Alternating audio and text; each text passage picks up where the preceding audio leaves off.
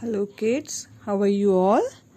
Today I am going to explain you poem Queen Mab written by Thomas Hood. Thomas Hood was a famous English poet, author and humorist.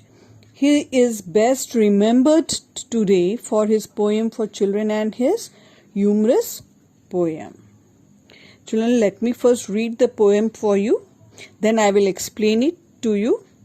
A little fairy comes at night, her eyes are blue, her hair is brown, with silver spots upon her wings, and from the moon she flutters down. She has a little silver wand, and when a good child goes to bed, she waves her wand from right to left and makes a circle round its head.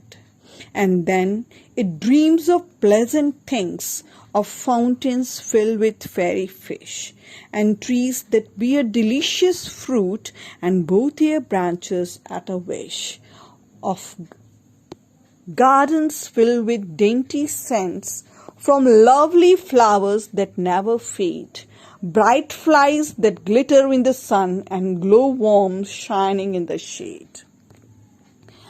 Children, can you imagine how fairy looks? There is a short description about fairies. परियां कैसी दिखाई देती हैं इस poem में, उनका छोटा सा डिस्क्रिप्शन दिया हुआ है. A little fairy comes at night, her eyes are blue, her hair is brown, with silver spots upon her wings, and from the moon she flutters down.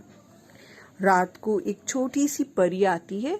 जब आप लोग सोते हो उस समय दिखने में वो कैसी है?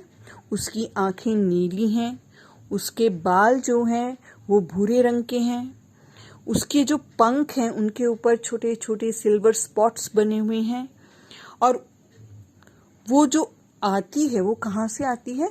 वो चांद पर से उतरकर आती है. She has a little silver wand, and when a good child goes to bed, she waves her wand from right to left and makes a circle round its head. उसके हाथ में एक सिल्वर वैंड, जादू की छड़ी होती है, और जब अच्छे बच्चे रात को सोते हैं तब वह अपनी छड़ी जो है वो बच्चों के सिर के ऊपर से राइट टू लेफ्ट घुमाती है. And then it dreams of pleasant things, of fountain filled with fairy fish, and trees that bear delicious fruit, and both their branches at a wish. जब परी वो अपनी जादू की छड़ी उस बच्चे के सर के ऊपर से घुमाती है तो वो बच्चा जो है बहुत ही प्यारे प्यारे सपने देखने शुरू करता है.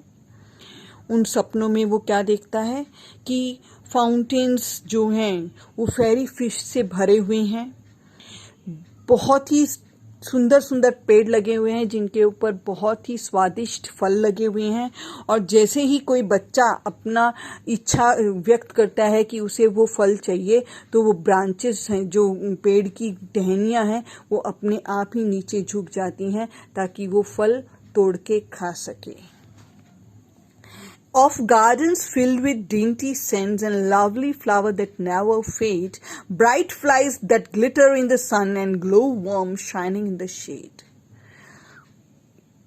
बहुत ही सुंदर सुंदर बगीचा है जिसके अंदर खुशबूदार फूल लगे हुए हैं, और ऐसे फूल लगे हुए हैं जो कभी मुरझाते नहीं हैं. Bright flies that glitter in the sun, सुनहरे चमकीली फ्लाइज हैं जो कि सूरज की रोशनी में चमक रहे हैं. And glow warm shining in the shade, और जब वो छाया में आती हैं तो वो तभी भी चमकती हुई नजर आती हैं. Good and happy children have pleasant dreams in their sleep.